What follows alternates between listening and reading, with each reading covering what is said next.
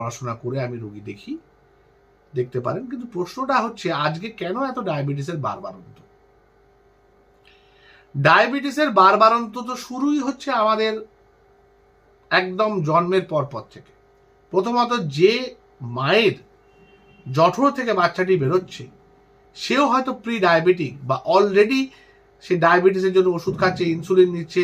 প্রেগনেন্সির সময় আজকাল বহু পেশেন্টের ডায়াবেটিস ধরা পড়ে, যেটাকে জেস্টেশনাল ডায়াবেটিস বলে, মানে প্রেগনেন্সির সময় রয়েছে তারপর থাকছে না।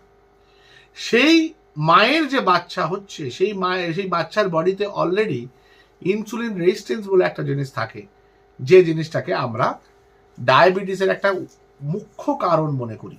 অনেক কারণের মধ্যে এটা মুখ্য কারণ, সেটা হচ্ছে ইনসুলিন রেজিস্ট্যান্স। মানে কি, আমার শরীরের যে কোষগুলো সেগুলো ইনসুলিনকে বুঝতে পারে না, যার ফলে রক্ত থেকে গ্লুকোজ সরাতে পারে না, রক্তে গ্লুকোজের মাত্রা বেড়ে যায়।